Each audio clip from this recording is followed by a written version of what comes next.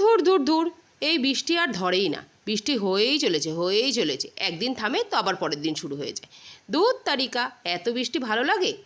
আরে মানুষেরা চাওয়া পাওয়ার শেষ নেই, বৃষ্টি বেশি হলেও জ্বালাতন, গরম পড়লেও জ্বালাতন, আবার ঠান্ডা পড়লেও জ্বালাতন। মানুষ যে কী চায় সে নিজেও বুঝতে পারে না। আর সে যাই হোক, ছাড়ো। এখন ব্যাপারটা হয়েছে কি বলো তো, আমার ঘরে এখন সবজি নেই, আর এই বৃষ্টির মধ্যে কে সবজি আনতে যাবে?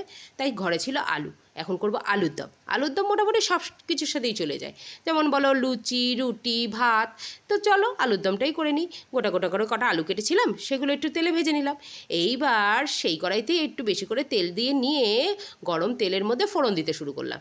ফোড়নে কি দিলাম? হিং দিলাম, জিরে দিলাম, গোটা গরম মশলা দিলাম, শুকনো লঙ্কা, তেজপাতা তো দিলামই। দেওয়ার পর সেটাকে একটু নাড়িয়ে চাড়িয়ে নিয়ে গন্ধ বেরোনোর সাথে সাথে ওই যে মশলাটা করে রেখেছি দেখালাম না, ওটা হচ্ছে আদা, লঙ্কা আর টমেটো, এইটাকে পেস্ট করে নিয়েছিলাম, সেই পেস্টটাকে ঝপ করে দিয়ে দিলাম। দেওয়ার পর নাড়াচাড়া করতে করতে করতে করতে কষে টষে গেল। তার মধ্যে দিলাম মশলা। কী কী মশলা দিলাম? জিরে গুঁড়ো, ধনে গুঁড়ো, কাশ্মীরি রেড মিট। সেটাকেও নাড়াচাড়া করে নিয়ে দিলাম নুন, হলুদ।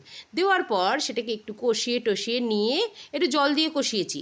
জল দিয়ে কষালে কী হয়, কষানোটা ভালো হয়। তো কষিয়ে টষিয়ে নেওয়ার পর ওর মধ্যে দিয়ে দিলাম ওই আলুগুলো কেটে রেখে ভেজে রেখেছিলাম সেইগুলো। ওগুলোও দিয়ে এদিক ওদিক সেদিক উল্টে পাল্টে ভালো করে উলটপালট করে দিয়েছি, যাতে মশলাগুলো মেখে যায়।